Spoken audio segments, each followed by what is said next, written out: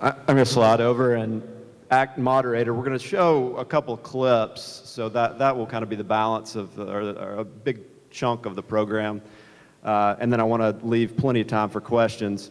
But first, Craig, we've talked, you know, dozens and dozens of times. I've written a lot about you, but I don't think I've ever asked how you and your brother got into filmmaking. Coincidentally, sort of separately at the same time. I was at the University of Oregon studying anthropology. I did a year abroad and lived in Mexico and Costa Rica with an indigenous tribe. Came back and was upset with myself that I didn't have a camera with me during that whole experience, and started taking more anthropology type classes that related to ethnographic film, but also felt like it really wasn't the right fit. You know, I wanted to find something different. So started gravitating towards documentary film as an interest towards my senior year, and about the same time I called my brother, who was at grad school in New York at Columbia, and he coincidentally saw a film of John Alpert, who's a very famous filmmaker. I don't know if you've heard of him, but he's probably won 19 or 20 Emmys and nominated for Oscars, and very, very great filmmaker. Brent had just started interning with his company called DCTV. So I took a semester off, went out, slept on Brent's couch, interned there while Brent was working there.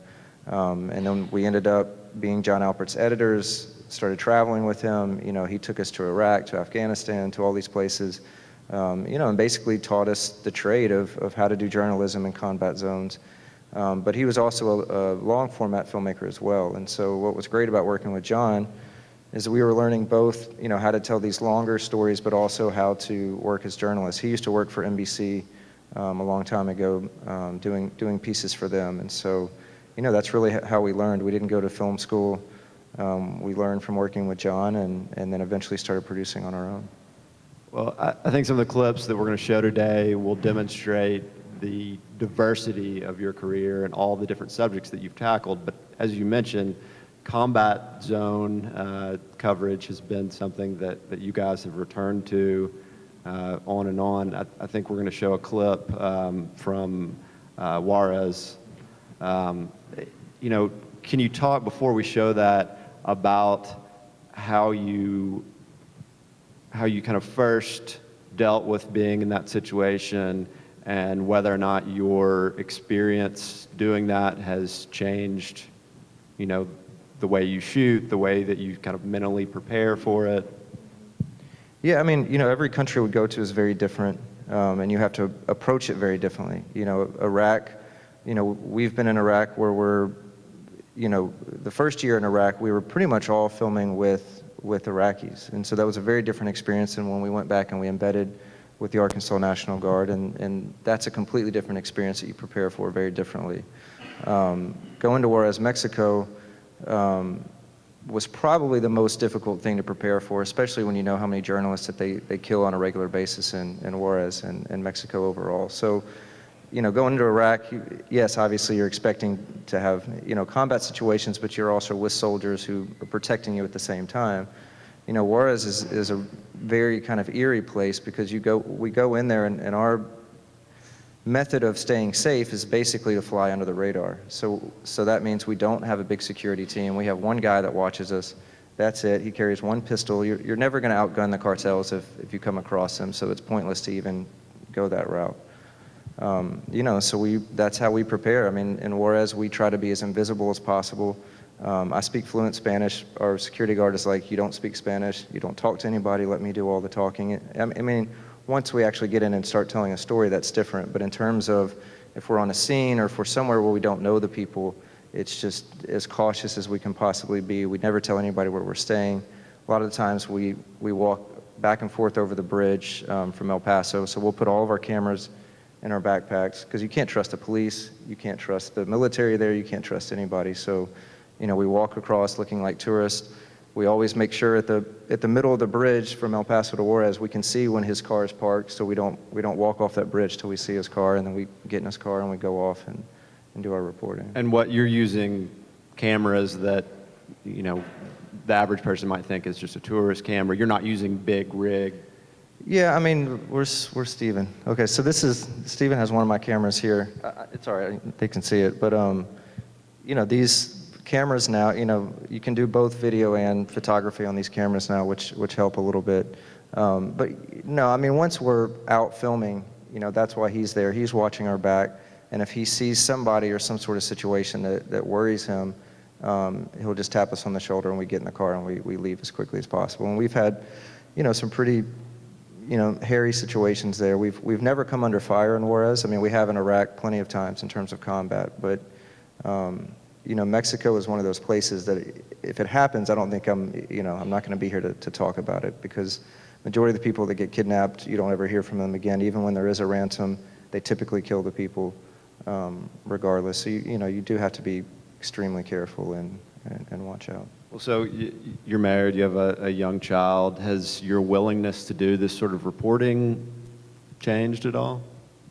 I wouldn't say it's changed in terms of, yes, absolutely. I mean, I've always been careful, so I wouldn't say I'm more careful, because we take very calculated risk. We're not adrenaline junkies. We don't, you know, parachute into combat zones, you know, because we get a rush out of it. I mean, we're trying to tell a story, and my wife, I met her in this field, so she, respects that part of the storytelling and doesn't want me to stop doing what I'm doing. But yes, I'm certainly more careful about it. I try to not take these trips where I'm gone for a month at a time. I mean, when we were doing Iraq, we'd be embedded for, 4 months straight in Iraq type of thing. And so obviously with a young child, I'm trying to, if I leave for a week and then I come back for a few weeks and that sort of thing. Okay, well, set up this Juarez clip for us. Is this the New York Times or the Current TV? This is actually Current TV. So we had started working in Juarez for the New York Times. We basically covered Juarez for the New York Times for 3 years, and had learned how to stay safe there. Not many reporters go there, and that's why you don't see a lot of stuff except from the local journalists there. But sorry to interrupt. What does that mean? 3 years? How many times have you gone over there? We'd probably, I don't know, probably over a dozen times, back and forth to Juarez on different stories. We probably did a total of 20 pieces for the New York Times. If you go to the New York Times website and go to their video page and just type in our last name, you can see all the reporting that we've done for them in Haiti, which we'll talk about a little bit later. But so we had been doing that coverage, and so Current TV, I don't know if anybody ever watches Current, but they have a great documentary series called Vanguard. And one of the reporters for Vanguard, Christoph, had been following our work for a long time, and we'd been having conversations about trying to find the right project to collaborate on, and he had been watching our pieces from Juarez, and then all the Fast and Furious and gun smuggling issues started coming out about the fact that a lot of the guns, or the majority of the guns that the cartels are using, it comes from the easiest place to get them and the biggest market, which is right across the border and in the United States. And so he said, I'd like to try to do a story to make that link and tell that story, and you guys are the ones who obviously can get me in there. And so we worked with Current. It's a little bit of a different style for us. We've done this with Dateline NBC, and now we've done it with Current, where we actually have an on-camera person. Most of the long format stuff that we do, it's cinema verite type filmmaking without a talent. But this has Christoph in it. So this was an hour-long documentary that we did called Arming the Mexican Cartels, which is basically about gun trafficking.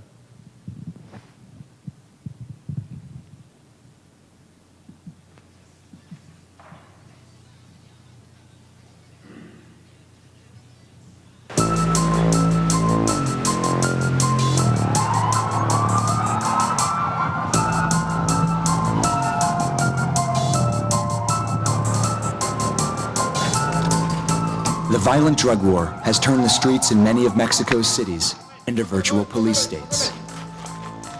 In a country in which half of the population lives in poverty, the cartels are known to exploit young people and even the elderly as drug smugglers and arms traffickers.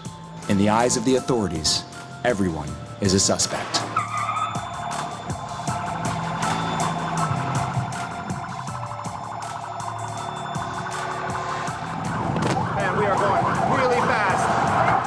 Traveling at speeds of 70 to 80 miles an hour through narrow streets and along dirt roads, the police move from one crime scene to the next, chasing what seems like a never-ending body count. We weren't here for 15 seconds when the police got another call that another shooting has occurred. It's another shooting in another street. We spent the entire night driving from one murder scene to another. The next morning, we arrived at this one. A young woman shot with both an AK-47 and a 9mm pistol while attending the funeral service of her brother, who himself was shot just a few days before. This one looks particularly gruesome. You can see the ballistics teams right now counting the number of shell casings that were found at the scene. From here, I can count up to 27. At most crime scenes in Juarez, it's impossible to get anyone to talk about what they saw. The hitmen are known to remain in the area, watching everything that goes on, making sure the victims are dead and that no one is talking with the authorities. Today, though, two elderly women. I'm gonna jump forward a little bit to the end of this scene. So we talked to these ladies, and then next we actually got a hitman with one of the cartels to agree to talk to us. This was probably the most intense thing that we've done in Mexico, and probably the most risky. I've never seen our security guard scared. He was considerably scared on this. He got all of his security guards that he works with. We probably had 10 different guys on roofs in different spots watching us while we did this interview. About a month after we did this interview, I get a call from Miguel, who we work with, and said that they found this guy hands cut off and hung from a bridge in Juarez. And so, this is the type of business these guys work in. But he had been a hitman since he was 15 years old. He said he's probably, killed over 15 people. And they're only getting paid probably $300 per hit. So anyway, so we interviewed this guy. Well, after we left after we had interviewed him, Miguel, who you'll see this scene with, we've become very close to Miguel. He's our, the one security guy that I talk about. He's the only person I trust in that country. He's former Mexican military, former equivalent of their special forces. And so, anyway, we'd always worked with him. He's this, very tough, strong bodyguard. And then you'll see what happened. The war became very personal for him in this next scene that I'm about to show him.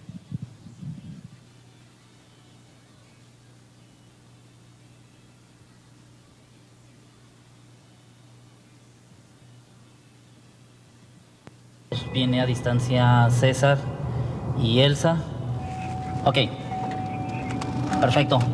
These guys go to the north, and right now I'm going to the south. Miguel, how do you think that whole thing went? Were you nervous at all during the interview? Yeah, because this people is unpredictable. As we drove away from the interview with the hitman, eerily, almost immediately we came upon another murder on the streets of Juarez. Looks like a typical hit. Guy was shot while driving. What do you think happened? Oh, this is normally for Juarez. This is the same scene, only change the bodies. Had Miguel looked through the lens of our camera, he would have recognized that this was not just another one of the killings he sees every day. The victim was, in fact, his cousin Mario, an American citizen who worked as a supervisor in a factory in Juarez. He was killed in either a kidnapping attempt or a carjacking gone tragically wrong.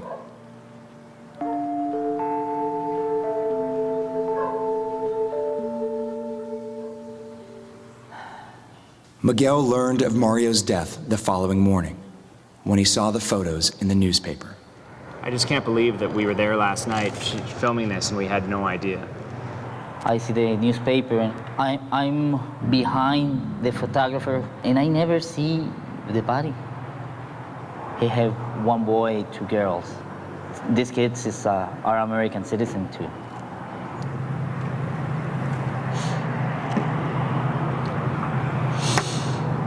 Oh man.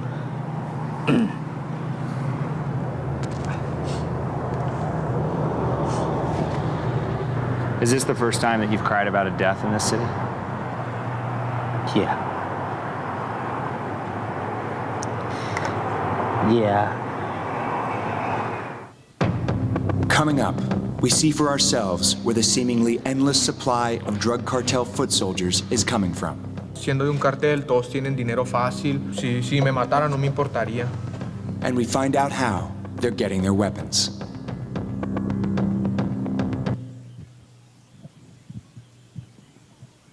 So it seems like by participating in the film and helping you out, that this is a tremendous risk for Miguel.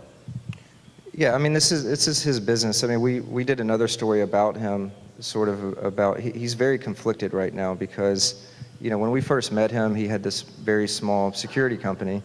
It was him and maybe 5 other guys. They were, you know, providing security for hotels and occasional journalists that came into the country. Well, now, because the violence has gotten so bad, his company has really grown. I mean, he's got, you know, I think almost 200 employees now. He's one of the biggest private security firms in Juarez, but, you know, he talks about, you know, he would much prefer his business to, you know, to fail and to have his city and his country back. And he was born in El Paso, so he has an American passport. He has the option of getting his family out, but he doesn't want to leave. He's very proud to be, you know, from Mexico, and in terms of his heritage, he likes living there. But his family is essentially prisoners in their own house. I mean, we go to his house all the time to eat and have dinner, and he's got armed guards in a gated community around their neighborhood. You know, he doesn't let his kids or his wife go anywhere without him or one of their bodyguards. You know, so it's quite a sacrifice that he's making to be there. But, yeah. You mentioned that this project came about because you'd done all this work with the New York Times. You had, you know, kind of a body of work set in Juarez, experience, and then Current came to you to come up with a project. So this is kind of this collaborative deal. How do you guys typically come up with a project? Is it mostly assignment? Is it something that you stumble on, or a mix? It's a mix. You know, now we have more people come to us with ideas or stories, or, you know, occasionally, like, you know, Dateline called us about a year ago and said, you know, we really want to do something on youth violence in Chicago. We think you guys are the right people to do it. And so we get that occasionally. I mean, that's great when that happens. Typically, we're coming up with ideas. We're probably always juggling 10 different ideas at a time, so that when you go into meetings with networks or whoever for funding, you know, typically they're going to pass, no, not interested, oh, we already did that, or, you know, what else are you looking at? And so you really need to have 10 good fleshed out ideas and then, you know, if you pique their interest, then you kind of come back to them with that. The other thing that's getting really hard is you used to be able to have a concept or an idea at these pitch meetings, and now everybody expects video. And so you really have to have already taken the time and the expense to go to one of these places on your own dime and try to develop it and get somebody to pick it up.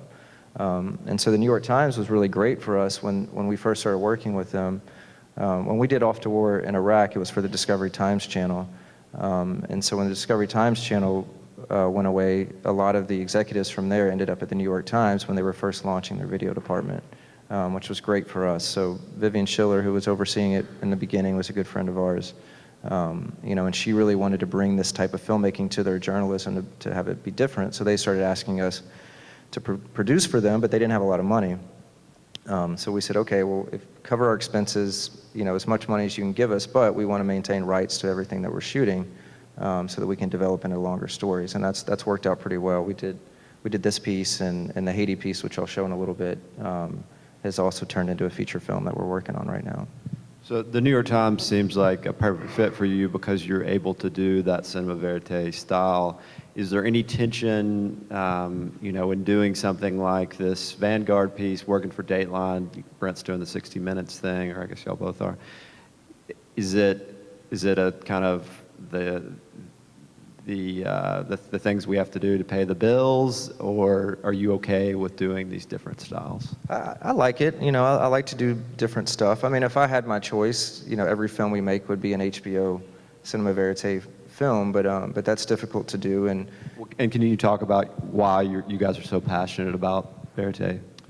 I just like, it's like making a feature film, you know, and I think you have the time to really capture a viewer, and you have their attention for an hour and a half straight. You know, it's like somebody walking into a movie theater. You know, you have that captive audience, and And the way everything is going now with, YouTube generation and people's attention span, it's hard to do that, and so, and those projects take us sometimes 2 years to complete. And so, that's kind of a bummer too. It's like, you don't really get to be putting stuff out. And so I love working with the New York Times. And I mean, we turned this piece around for Vanguard in a month, and so it forces you to get stuff out there and keeps your name out there. The New York Times is great because we might walk into a meeting with HBO or Dateline and they're like, oh, hey, I saw your piece yesterday on the Times, because their video well, the day that it goes up is right there on the front of the New York Times. So we get more viewers on those clicks than we do on any broadcast we've ever done because it's worldwide and immediate. Well, let's show the Haiti clip. Can you set it up for us? Yeah, absolutely. So Haiti, we had started talking to the New York Times about wanting to do a piece in Haiti, and this was before the earthquake. And we said, we'd like to go down and do a series about how Haiti is turning a corner, in terms of they've gotten security under control, tourism is slowly starting to come back. Clinton had just gone down there on a visit, and so we said we'd like to go down and do a 5-part series about this. So we went down, spent a month filming, came back, started editing. The day that we were going to post that 5-part series, the earthquake hit, literally the same day. I mean, we were at the New York Times in the newsroom about to publish these. So, of course, immediately that entire series was irrelevant. So we just scrapped it, but we had just left, so we had all of our fixers in place. We had all these characters that we just met, and so I got on a plane, flew to the Dominican Republic. I managed to get Nestle, another driver/fixer. I don't know if you're familiar with the term fixer. It's just that's your do everything person in a country. If my advice to anybody wanting to do journalism or go to these places is if you want to survive, you get a fixer that you can trust.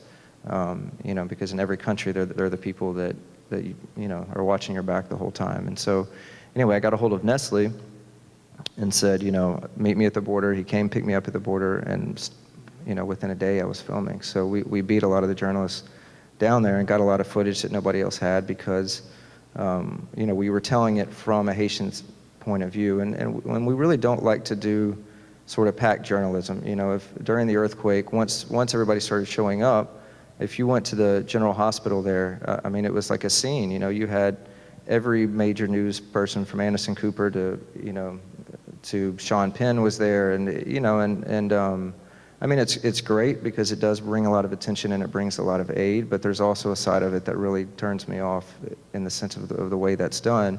And so we try to go as far away as we can from those scenes and tell stories about the country that we're covering. And then Brent jumped on a boat we managed to get exclusive access to the Navy on board the Comfort. And so they sent their medical ship down there, and Brent had exclusive access on that. And so for the next month, basically, I was on the ground in the hospitals driving around with Nestle to all these places, telling the story on the ground, and Brent was with the Navy flying on helicopters back and forth as they were rescuing people from the rubble. So I think the clip there's 2 Haiti clips. I'll see how much time we have. Since I just talked about Nestle, and it's kind of similar to Miguel, I'll show this one. So again, this was one of those things where the person who we're working with, it turns personal for him. The second we got with him in the country, he said, okay, we can start working, but I really need to figure out what's going on with my family. He had not located or found any of his family members. So many houses were destroyed, and so we filmed him going to look for his family.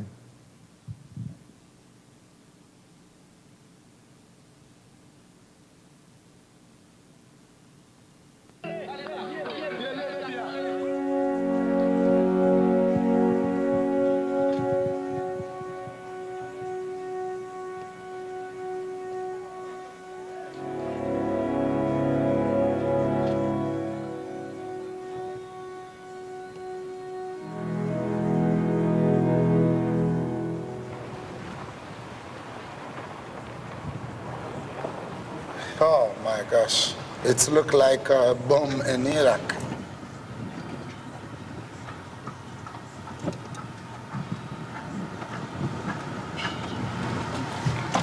Confirm? Regardez, mon partenaire que les mairies discrètes dans la zone. Mairies? Ils ont petit que les fake nol. mbaya kwenye tena. Okay. Abase pipo ama tepuna.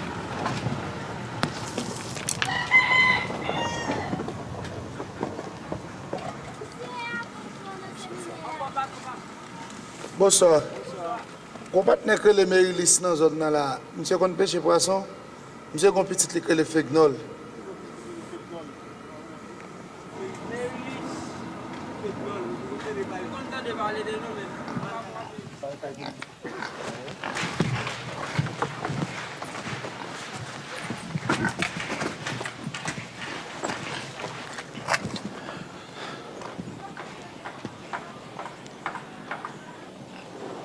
Ça qui est le cas, bon, qui était là, c'est parti même chambre là. On levait pour y aller pour on est là, tout le monde qui t'en couille pour ça. C'est celle dont on a bloqué, faut tu frapper là. Ah, ça partit tellement bas. That's bad. Pour aller avec mon côté reste mon yeux.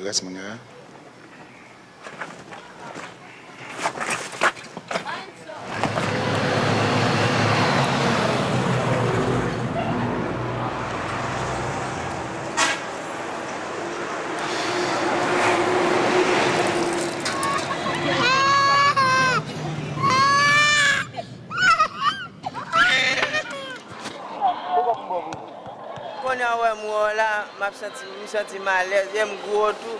Comment tonton Maurice? Je ne sais pas qu'à marcher. Moi, je sais qu'on bol qui porte net. Ce qui côté nous est là.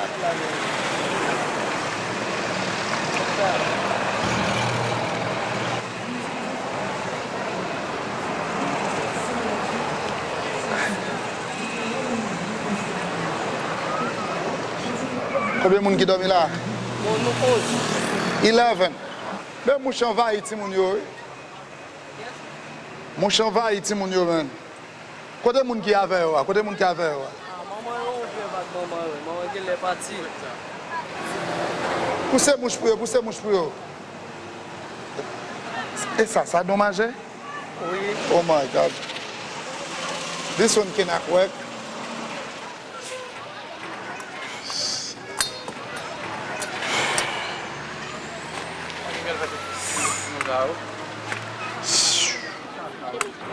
Oh, I think we have to go, Anna.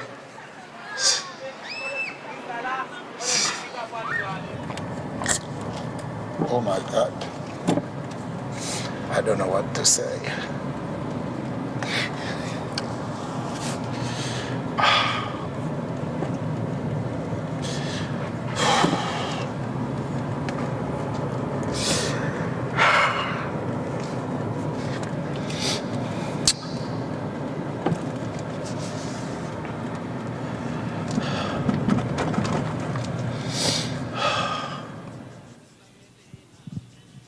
So you mentioned your content arrangement with the New York Times. You guys are putting together everything you did for them in Haiti into a feature-length documentary, right? Yeah, it's going to be a feature. We're talking the documentary channel right now. I think we're pretty close to a deal with them to release it probably, winter or spring, probably. The earthquakes, the anniversary for the earthquakes in January, but I think we're actually going to wait and do it after that. But yeah, so essentially, while we were filming all of this story, we came across these two kids, David and Gedleen. Brent was filming on the boat when they were rescued. Both of them had been buried in the rubble for 3 days when they pulled them out. David's father had actually given up, thought he was dead, and had gone back to the house 3 days later to try to get some belongings from underneath the rubble, and heard him, moaning, and they managed to get him out. He had lost an arm and a leg. Gedleen, she was about 12 years old. Her spine was crushed and she couldn't walk, and so they flew them onto the Comfort. Anyway, so we ended up following these two kids for the next year and a half. Brent actually just filmed with Gedleen yesterday in Boston. And so the film will start, in Haiti right after the earthquake, and you'll see some of this stuff, but then once you meet these two kids, it's basically a story about these two children and what happened to them. Because it's just, so much of the footage like this is just really, really hard to watch. And I don't know if viewers could sit through an hour and a half of a story like this without any sort of hope or, and not to be unrealistic, but you need something, and so at least with these kids, Partners in Health managed to get them to Boston, got them care, ended up, by the end of the film, they're walking, speaking English in a school in Boston. And, so at least there's, some hope for some of the Haitians. And this, specifically the story about the two children is what you won the DuPont Columbia Award. So I think we have time for one more clip. Can you talk a little bit about the project that you've done, that you're working on now, the other one, the local one? So another film that we did while we were working with Dateline at Children's Hospital. I don't know if anybody ever saw that, but we did a piece with Nancy Snyderman where we filmed at Children's Hospital. And while we were there, we met these two young boys, twin brothers. One of them was waiting for a heart, and his other brother was healthy and the most charismatic kid you've ever met that's that age. And so anyway, we ended up following this family for 3 years, on and off. We're still filming with them a little bit, but basically done. And so this will be a feature film that will come out in the spring that we're finishing, called My Brother's Heart. And it's basically just a whole long family saga about this family at Children's Hospital and the way that, the poor health of this kid, what it does to a family. And you got a grant from the Ozark Foothills Film Fest to do this, and the film is going to premiere there, is that? Yeah, we'll do a screening. I think we're actually going to end up doing a screening hosted by them in Little Rock. Okay. So look out for that. It's called My Brother's Heart. But yeah, and then, so they'll do the premiere, and then we'll also, try to premiere at some bigger festivals. So do we have a clip we can see of that? Yes, absolutely.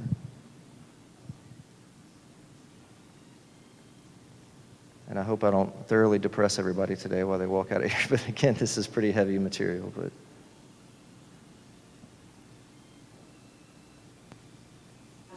начинаем рожать потихоньку.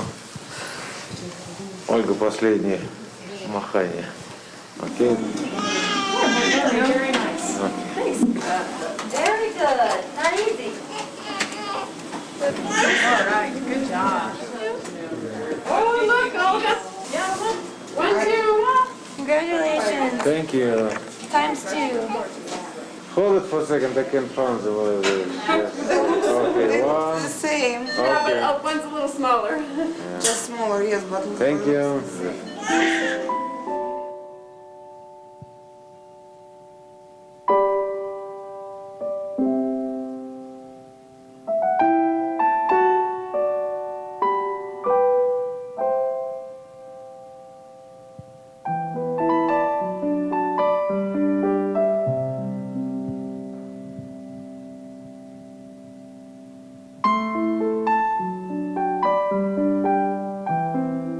My name is Philip. That's me and my twin brother, Anthony.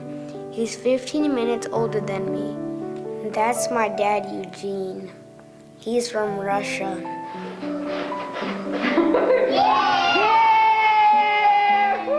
We used to be a happy family, but then my brother got sick.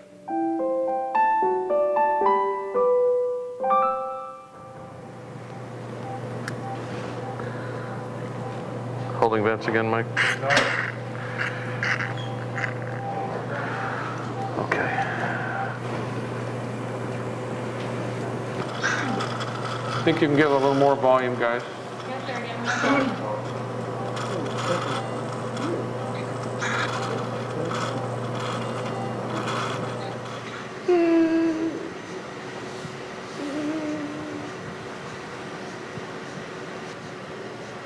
Do you feel good? How you feel? Huh? So? Gonna feel better. I'm Philip. I'm Anthony's twin brother. It's been a little harsh because Anthony's in the hospital, but at least that machine is saving his life. He is on the edge of death. If we don't get a heart, he will not live. He will not go home. It'll be devastating for that whole family. You feel better a little bit, Tacha? No? Still feel bad?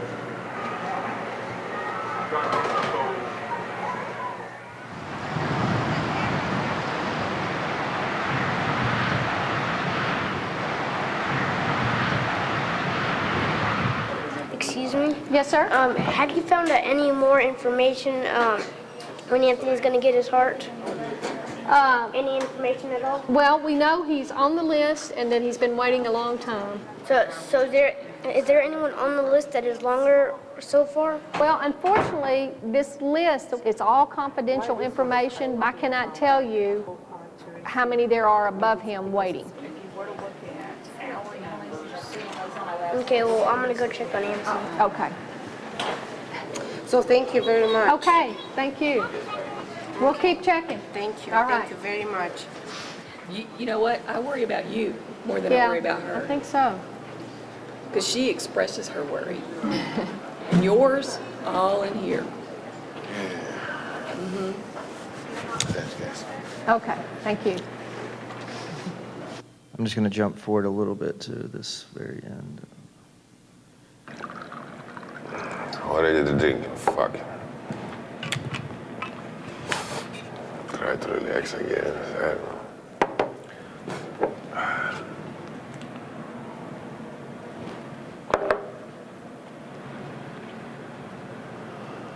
Tell me as if everybody praying for the heart, everybody praying for the heart. I don't know what's wrong. I don't know why is God so mad on me. I know the God cannot be mad on Anthony. He didn't do anything wrong yet.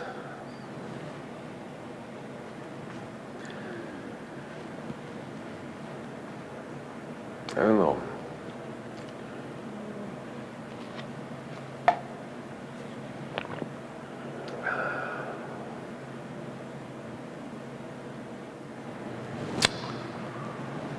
I just don't know.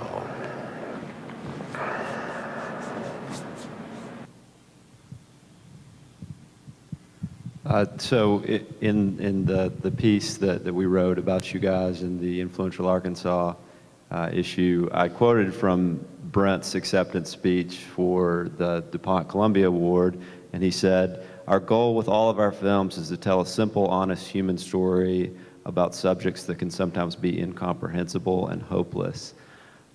That just sort of dealing with the psychological weight of things like that. Can you talk about? Yeah, I don't know. I mean, I guess it's kind of like these doctors, you know, I mean, who are doing these heart transplants on children, you know, every single day, or you go to Children's Hospital and you see these, you know, doctors dealing with, you know, stories like this, but then you also see so many kids walk in and out of that place that are, you know, miracles that they're alive, and the way that they save these children, and you know, and so you have to just keep telling yourself about the power, you know, the power of the media and the power of, you know, the stories that we tell. And you know, Partners in Health, when we showed these New York Times stories, I mean, it's great. I mean, people ask me all the time, like, what's an organization in Haiti I can really get behind? You know, I don't have to worry about corruption, and I always say Partners in Health, because we've, you know, watched them, you know, change people's lives. And so, you know, that's our job while we're there, is to try to, you know, bring these stories to a wider audience, and bring, you know, bring light and bring attention to these stories. And, you know, and we really truly believe in old school journalism. You know, we like that storytelling that's unbiased. I mean, if you watch our Iraq series, we have no political stance in that series at all. I mean, we went to document the deployment of the Arkansas National Guard. We filmed, you know, soldiers who were very pro that particular war, other soldiers who were not, but we never insert our beliefs, and we really, you know, believe in that kind of storytelling. So, you know, psychologically, I mean, I guess that's how I, you know, process it and deal with it, is just, you know, trying to contribute, you know. We have a break in our scheduling at the Clinton School, so that's why we've gone a little long. I wanted to get all these clips in. We have two panels going on at the Old State House and at Central Arkansas Library, so if you're planning on going to either of those, I suggest that you take off. Otherwise, I'd like to open it up for the next 15 minutes to questions from the audience.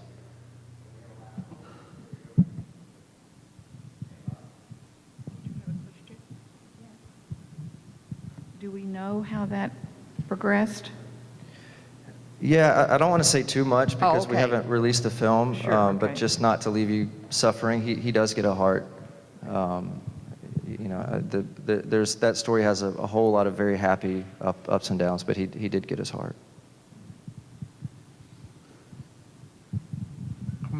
how would you film, or would you be challenged to film, the story that goes from horror to success in understanding warming, or the structure by which we can hold a thought, move a thought, and realize research in motion? Do it as partly art, partly science, though it may challenge governments in business.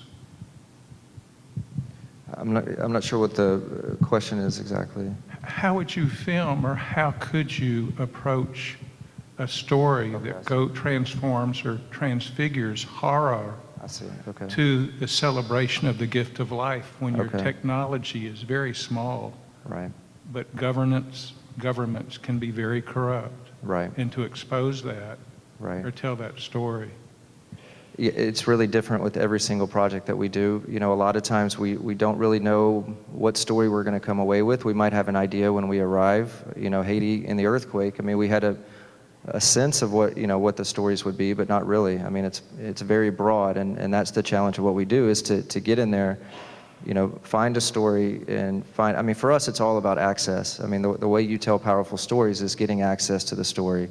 And then once you have that access, that's the power of really moving people and finding that. And so, you know, when I talked about the approach of, it's different. I understand the constraints for CNN and those type of places, but they jump in, they jump out. You know, the stories are a little more surface. We really try to attach on to local characters and take you through what they're going through, because we feel like it moves people in a different way. And so, you know, the same thing if it was corruption in government. I mean, I don't think you can change people's minds if you're cramming something down their throat that comes from a certain bias. You know, I think the way you change people's minds is you present it objectively, you put it all out there, and then they make up their mind about it. You know, and so that's one reason we don't do activism films, or we don't do political films. I mean, I feel like there's a lot more power in just putting the information out there and letting people decide, you know, on their own. And so if we were going to approach a story about, now if it was just pure corruption that's obvious and 100%, then that's different, and we would go about ways to expose it. You know, and the cartel piece, you know, we did a lot of hidden camera filming at the gun shows and places like that. But even then, we don't take a stance on, you know, you would have no idea if I'm pro-gun or, you know, want more gun rights or what have you. We just presented the evidence. We showed how easy it was to get guns at these gun shows, but it's not up to us to tell you how to, you know, vote on those or candidates to vote for type of thing. If that, I don't know if that answers your question, but I would just say through the characters, you know, I think that's the most powerful way to do it.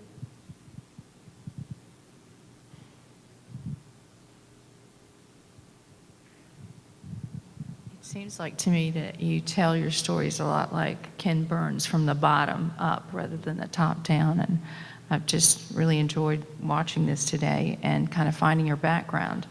And I wanted to know what was, and I've enjoyed going to the Little Rock Film Festival. How did you come about deciding to do that? And where in the world is the documentary channel? I keep looking for it. I don't know which, you know, I almost never watch our stuff on TV, because by the time we finish it, I've watched it hundreds of times. So I don't know exactly where they are on the cable dial. But they're a great channel, and they just got bought by somebody, which is going to push them even bigger.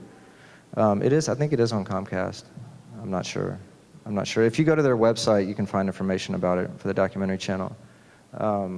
Yeah, Little Rock Film Festival, we were here filming an HBO film at Little Rock Central High School exactly 5 years ago. Tuesday is when that broadcast, where we went back to Central High School, where I graduated from, and told a story about Central High 50 years later through the eyes of the students who were going there at the time. And so we were in Little Rock.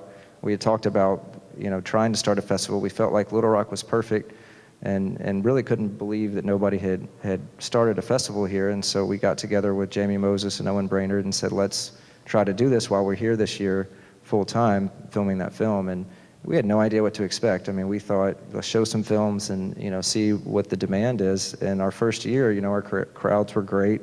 People were enthusiastic, and we realized how hungry people were here for these type of films. And then, you know, since then it's just grown every single year. And you know, we go to a lot of film festivals with our films, and so we've tried to take the things that we like about different festivals, and you know, our goal is to make it the most filmmaker-friendly festival on the planet. That's kind of our focus, basically, and that's worked because filmmakers talk to other filmmakers and they say, you know, come back here, and that helps us get films like Beasts of a Southern Wild that we just showed.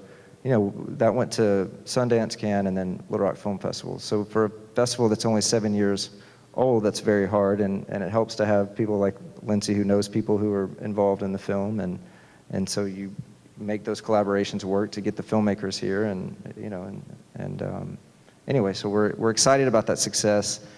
We have some announcements coming out soon. They're going to change the face of the festival, you know, in very good ways. So, you know, and we appreciate everybody's support of the festival. It's great. Oh, just following up on that, can you talk a little bit about the growth of the film festival from this annual event to something that it's now, you know, at least monthly? Do you anticipate it growing beyond that? Yeah, you know, again, it's all about the demand. I mean, we would not attempt to do it if there wasn't a demand for it, but people keep saying, you know, please do this more often and do it more year-round. So we're doing the Argenta Film Series every third Thursday of the month, if you don't know about that, which takes place at Argenta Community Theater. We've got the Real Civil Rights Film Festival going on right now. You can get information on our website, which is littlerockfilmfestival.org. Great people here this weekend. Spirit Tricky, daughter of Minnie Jean Brown. Tricky she programmed the entire festival. She's been doing this festival for 5 years and just asked us to try to help put our support behind her, and she's done an amazing job. You have Tommy Smith here, you know, gold medalist from 1968. You've got Little Rock 9 here. You've got members of the Memphis 13. I mean, it's amazing. Hera Belafonte is going to be here Tuesday, so she's really put together an amazing program. But yeah, I mean, just, you know, if people ask us, we'll keep putting out more programs. And the horror picture show we have coming up in March also. Do we have any more questions? Civil Rights Festival, is that at the bottom of Cantrell Hill, or where's the location of that? The Civil Rights Film Festival today is taking place inside the Peabody. They have a screening room called the Conway Room. If you walk into the Peabody on the right side, you'll see our volunteers. All the screenings are free, thanks to the National Historic Site. So every screening is free, but you do need to RSVP for tickets. So if you go to lrff.eventbrite.com, you can register for tickets, or just go to our website, littlerockfilmfestival.org, and you can see information on there. But yeah, great lineup that she put together. Oh, also it moves to Argenta Community Theater on Sunday.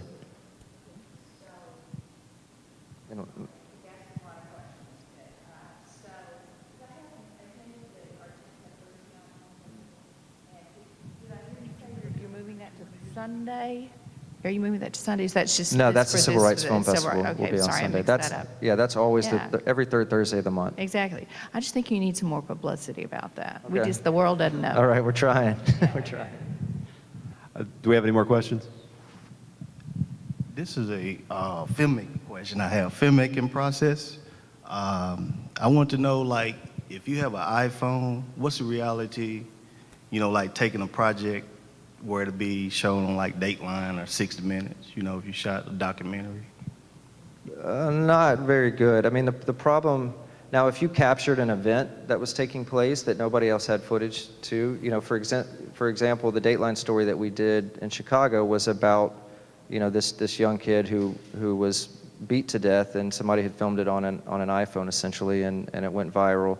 And so that was the basis of us going there. And so, you know, that footage got used, but it would be very, very hard to get the networks to broadcast something like that. So you really do need to invest in, you know, in better technology. Now you can use, I mean, we've used iPhone footage, like when we did the hidden camera filming on this cartel piece in some of the gun shows and that sort of thing. We would utilize everything we had possible. I mean, we had you know, Christoph was carrying an iPad with a clipboard, you know, and nobody's paying attention to the fact that he's holding you know, and so that sort of thing. So you can make use of that, but they won't broadcast an entire show. But just in terms of learning the process, I know on the times when we do video, which is, you know, a far, far cry from the New York Times, we use iPhones, we use flip cans, we use whatever we can, and it's a great way to learn just the editing process and, you know, how you tell stories through video. Yeah, and you know, the demands for that, if it's going online, you can get away with a lot more than broadcasting on television. So if you were going to be posting it somewhere, that's a little bit different. But just for network standards, they wouldn't be able to do it. Okay. Well, everyone join me in thanking Craig Renaud for being with us. Thanks a lot.